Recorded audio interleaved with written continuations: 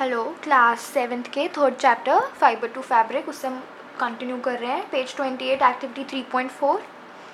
Debate amongst your classmates whether it is fair on the part of humans to rear sheep and then chop off their hair for getting wool. तो ये debate का है. Debate मतलब positive side negative side दोनों का हो सकता है. हम क्यों बोलेंगे पॉजिटिव साइड है? क्योंकि शीप्स को प्रॉब्लम नहीं हो रही. गर्मियों में उनको वैसे भी वूल की ज़रूरत नहीं है. हमने वूल ले ली, वो वूल से जो ह्यूमंस हैं उनकी हेल्प होगी क्योंकि हमको सर्दियों में या विंटर सीजन में सर्वाइव करने के लिए कुछ चाहिए.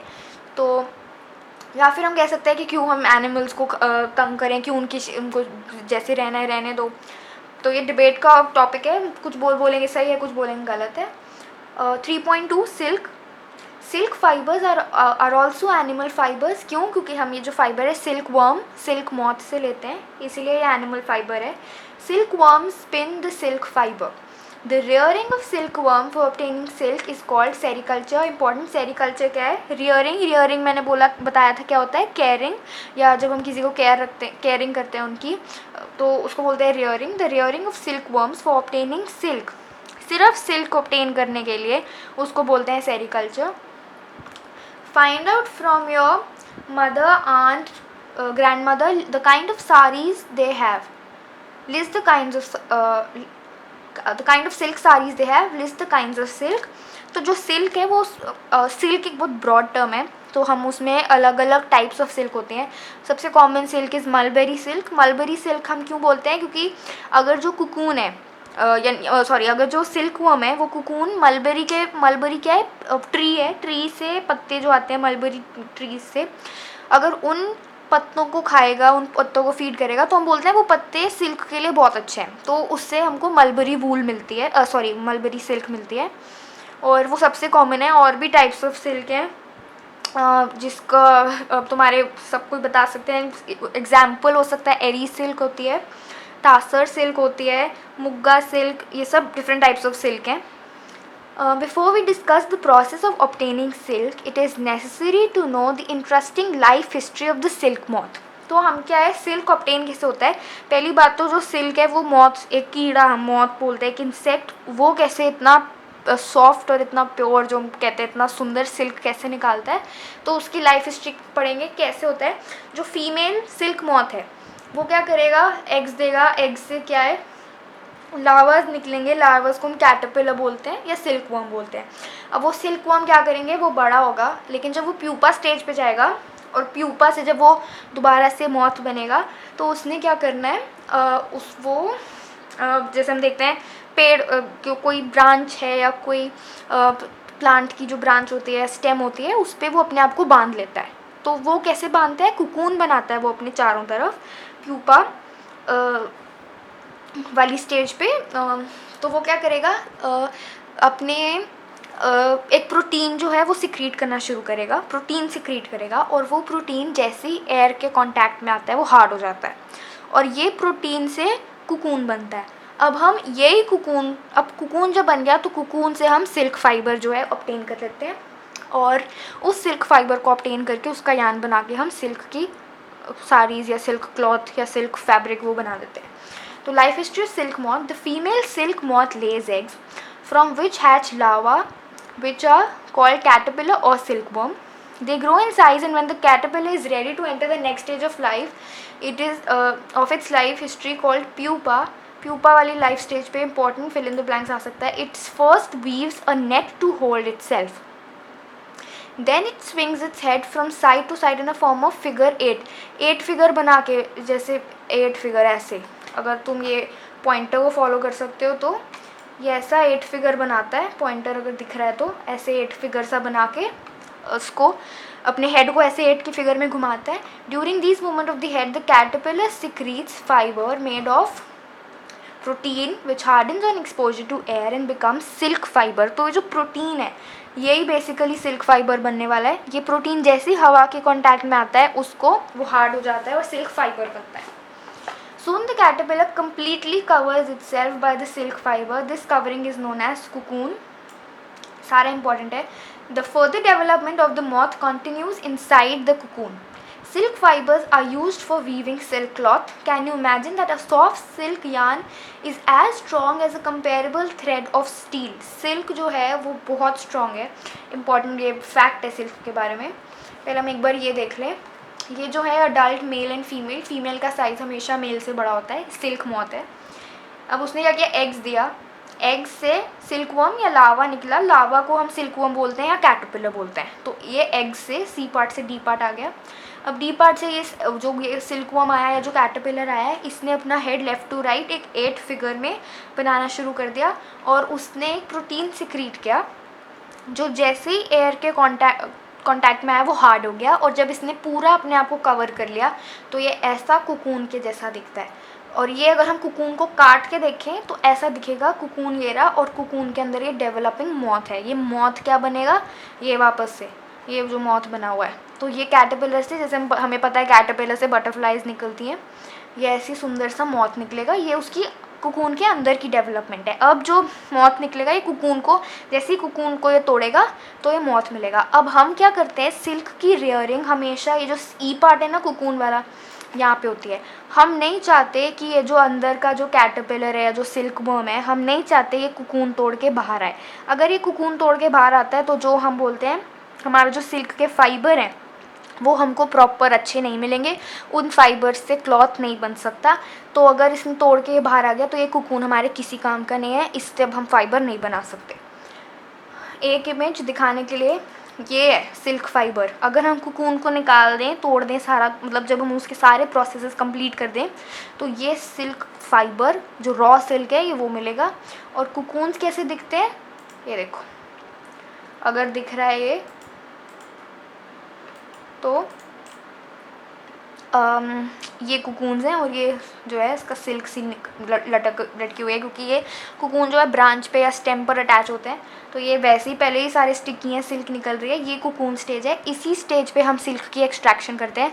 अगर ये कुकून में से बटरफ्लाई मॉथ बाहर आ गया तो ये कुकून हमारे किसी काम का नहीं है.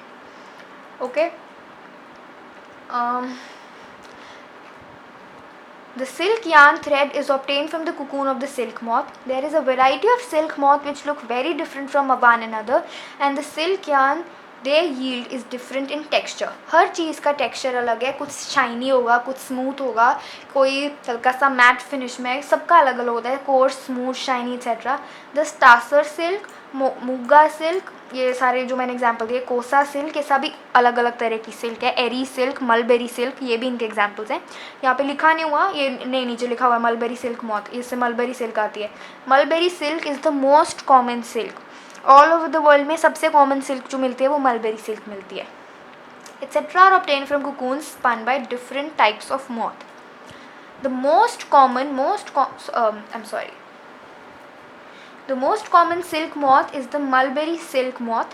ठीक है, silk moth. The silk fiber from the cocoon of this moth is soft, lustrous and elastic and can be dyed in beautiful colors. ये इसकी क्वालिटीज़ हैं. अगर हम पूछें why mulberry silk is the most common silk, या फिर अगर give reason में आ जाए, गिव रीज़न में mulberry silk is the most common silk, तो इसके अंदर ये सारा जो लिखा हुआ है कि ये सबसे सॉफ्ट है, लस्ट्रस है, इलास्टिक है. लस्टर मतलब हल्की सी शाइन है इस पर, इलास्टिक है, और इसको बहुत सारे कलर्स में हम डाई कर सकते हैं.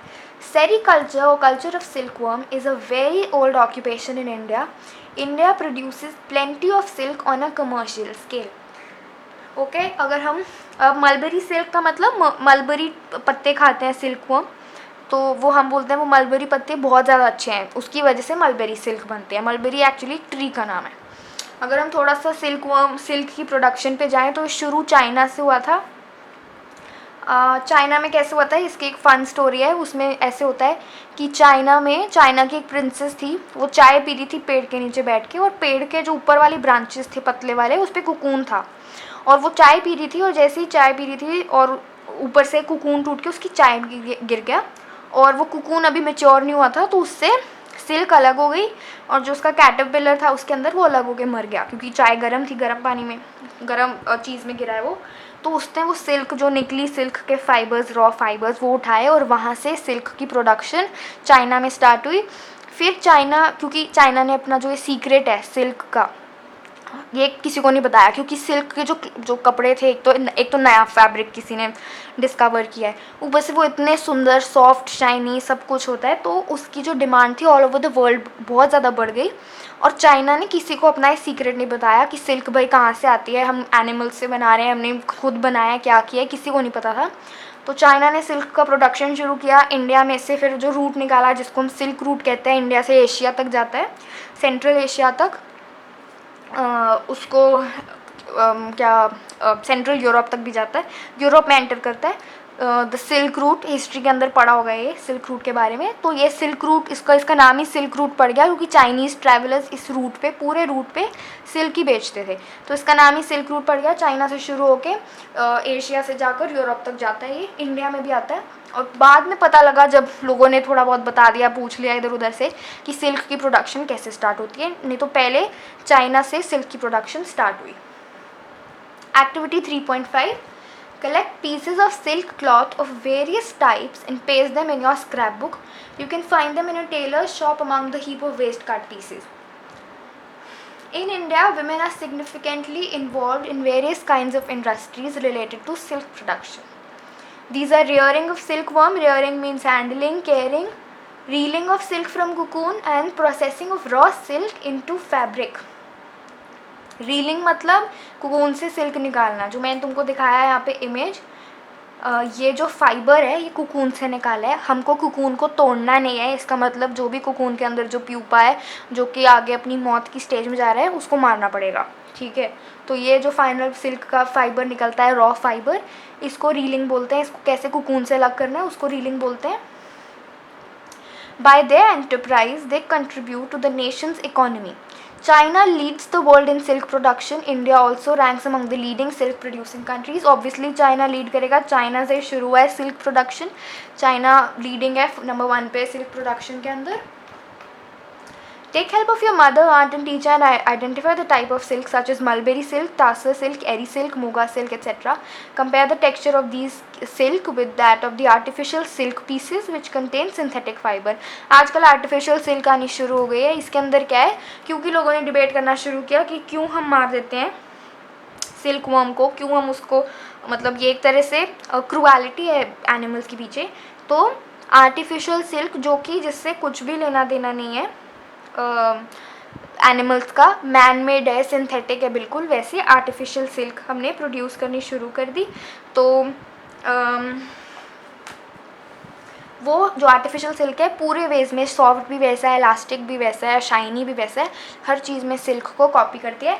फ़र्क इतना ही है, वो एनिमल से नहीं बनी, नेचुरल प्रोसेस से नहीं आई, मतलब किसी नेचुरल चीज़ से नहीं आई, हमने उसको केमिकल्स के साथ प्रोड्यूस किया है। Which try and collect pictures of different moths whose caterpillar provide the various types of silk. Activity 3.6, take an artificial silk thread and a pure silk thread, burn these threads carefully. Did you notice any difference in the smell while burning? Now burn a wool fiber carefully. Did it smell like the burning of artificial silk or that of pure silk? Can you explain why? तो जब तुम artificial silk burn करोगे तो तुमको उसमें plastic की सी smell आएगी, लेकिन जब तुम नेचुरल सिल्क, नेचुरल वूल बर्न करोगे तो उसमें से ऐसी स्मेल नहीं आएगी, जो ख़राब सी केमिकल की, जो जैसे हम प्लास्टिक जलाते हैं वो वाली स्मेल, वो उनमें से नहीं आएगी, वो आर्टिफिशियल सिल्क में से आएगी। क्योंकि हमें पता है आर्टिफिशियल सिल्क जो है सिंथेटिकली प्रोड्यूस हुई है, हमने उसको सिंथेटिक केमिकल्स के साथ उस सब चीज़ों से प्रोड्यूस किया, तो उससे दूसरी सी वो आएगी। आर्टिफिशियल सिल्क का नाम भी है, रेयॉन बोलते हैं आर्टिफिशियल सिल्क को, रेयॉन, जो क्या फैब्रिक का नाम है रेयॉन, वो आर्टिफिशियल सिल्क की है। To remember when the cocoon stage is reached in the life history of silk moth, try the following activity. Photocopy figure 3.9. Cut out pictures of the stages of the life history of the silk moth and paste them on the pieces of cardboard or chart paper. Jumble them. Now try and arrange the stages in correct sequence. Whoever does it fastest wins. You may also describe the life history in your own words. Write it down in your scrapbook. From cocoon to silk. अब हमने जैसे from wool fibers, wool से proper woollen clothes बनाए, अब हम cocoon से silk निकाल रहे हैं। For obtaining silk, moths are reared and their cocoons are collected to get silk threads. Moth की रियरिंग यानी हैंडलिंग, केयरिंग, सब कुछ वो सब रियरिंग में आता है, उसकी रियरिंग की और फिर उनका कुकून लेके उससे सिल्क निकाला. रियरिंग सिल्क अब हम पढ़ेंगे कि कैसे उसकी हैंडलिंग करनी है, कैसे उसका केयर करना है, क्या खाने को देना है, कैसे रखना है. A female silk moth lays hundreds of eggs at a time. The eggs are stored carefully on strip of cloth or paper and sold to silkworm farmers. The farmers keep eggs under hygienic conditions and under suitable conditions for temperature and humidity. बहुत important, अगर जो किसी भी insect के eggs हैं, अगर उसको proper humidity and temperature नहीं मिला तो वो पहले ही मर सकते हैं. लावा भी नहीं निकलेगा, वो पहले ही मर जाएंगे.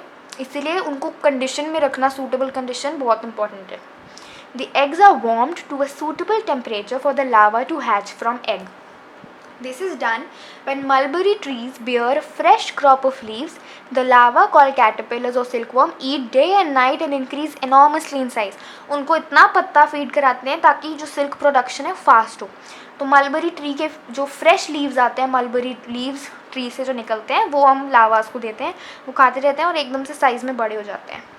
ये मलबरी लीफ है, मलबरी ट्री पे उगता है. enormously increase in size. The worms are kept in clean bamboo trays along with freshly chopped mulberry leaves. After 25 to 30 days, the caterpillars stop eating and move to a tiny chamber of bamboo in the tray to spin cocoons. सब कुछ natural क्यों चाहिए? क्योंकि हमको bamboo, क्यों हम कोई plastic की चीज़ क्यों नहीं यूज़ कर रहे? क्योंकि उनको एक तो नेचुरल एनवायरनमेंट जैसा फील होगा, दूसरा जो एयरेशन की प्रॉब्लम है, प्लास्टिक से बहुत चीज़ें हो सकती है. सिल्क वर्म को मे बी वो प्रोड्यूस ना करे प्रॉपर प्रोटीन्स, लेकिन बैम्बू या क्योंकि हमको पता है वो वैसे भी नेचुरल स्टेम्स पे या ब्रांचेस पे आते हैं, इसीलिए बैम्बू की चीज़ें बनी हुई हैं. स्मॉल रैक और twigs may be provided in the tray to which cocoons get attached. क्योंकि उन्होंने ऐसे ही है, उनको नहीं पता उनकी रेयरिंग चल रही है, इसीलिए छोटे छोटे पत्ते रख देंगे या ट्विग्स रख सकते हैं, छोटी छोटी ब्रांचेस रख सकते हैं. द कैटरपिलर और silkworm spins the cocoon inside which develops the silk moth. Processing silk. A pile of cocoon is used for obtaining silk fibers. The cocoons are kept under the sun or boiled or exposed to steam. तो इनको heat करना है. Heat करने से क्या है, जो protein, जो कुकून के जो प्रोटीन है वो कुकून अलग हो जाएगा और जो उसके अंदर का लार्वा है वो अलग हो जाएगा, वो मर जाएगा.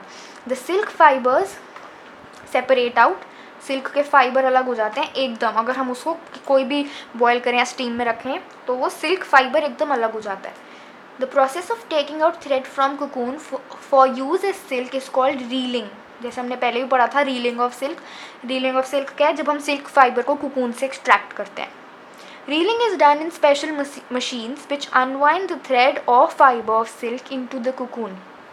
Unwind यानी कुकून एकदम राउंड हुआ एकदम छोटी सी बॉल सी बनी हुई है, उसको एकदम सीधा कर देता है, अनवाइंड कर देता है.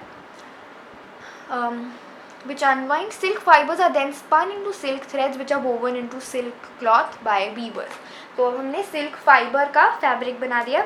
हम क्या करते हैं, जो कुकून्स होते हैं सारों को नहीं बॉयल करते या गर्म करते, कुछ को रख लेते हैं ताकि उनमें से मॉथ निकले और वो मॉथ आगे जाके जब अपने एग्स लेकर आए फिर उससे, ताकि प्रोसेस कंप्लीट हो. सारों को नहीं हम एकदम से मार सकते, नहीं तो आगे वाली जनरेशन क्या करेगी. ओके, यहाँ पे एक blue box. Discovery of silk, ये जो मैंने तुमको बताया, the exact time of discovery of silk is perhaps unknown. According to an old Chinese legend, the empress Si Lingchi was asked by the emperor Huang Ti to find the cause of damaged leaves of mulberry trees growing in their garden. The empress found white worms eating up mulberry leaves. She also noticed they were spinning shiny cocoons around them. Accidentally, a cocoon dropped into her cup of tea and a tangle of delicate threads separate from the cocoon. Silk industry began in China and was kept a closely guarded secret for hundreds of years. Later on, traders and travelers introduced silk to other countries. The route they traveled is still called the Silk Route. जैसे मैंने तुम्हें बताया, ये learn करने की ज़रूरत नहीं है, just extra knowledge. Paheli wants to know if the cocoon thread and silk thread, cotton thread and silk thread are spun and woven in the same manner. क्योंकि कॉटन फाइबर से आता है, सिल्क थ्रेड वैसे तो सबका अगर हम basic process देखें वो सेम है, क्योंकि हम फाइबर ले रहे हैं, फाइबर से वो फाइबर से यान बना रहे हैं और यान से फैब्रिक बना रहे हैं. Paheli wants to know if cotton thread and silk thread are spun and woven in the same manner. तो इसका आंसर क्या होगा कि एक तरह से तो सेम ही है, क्योंकि बेसिक जो स्पिनिंग प्रोसेस है वो सेम है, लेकिन उनको किस वे में स्पिन करते हैं वो डिफरेंट है. मतलब दोनों के अंदर ही स्पिन करके यान बनेंगे, लेकिन किस वे में किसको स्पिन करना है, सिल्क जो फाइबर है और जो कॉटन फाइबर है वो दोनों आपस में बहुत डिफरेंट है. ठीक है. स्पिनिंग टेक्निक्स अलग है, क्योंकि कॉटन प्लांट से आ रहा है, जो सिल्क है वो एक एनिमल से आ रहा है, तो ऑब्वियसली उनका सेम तरीके से तो हम उनकी स्पिनिंग वगैरह कर नहीं सकते, ना उनकी वीविंग कर सकते हैं. इसलिए बेसिक प्रोसेस सेम रहेगा कि उसकी स्पिनिंग करी, वीविंग करी, बन गया, लेकिन द मेथड जो हम अप्लाई करते हैं वो अलग हो जाएगा. सिल्क की हम ट्विस्टिंग करते हैं, उससे फिलामेंट्स निकलते हैं, पर ये सब कुछ इस चैप्टर में नहीं होगा. लेकिन बेसिक प्रोसेस सेम है, लेकिन उसके अंदर जो टेक्निक हम यूज़ कर रहे हैं वो डिफरेंट है.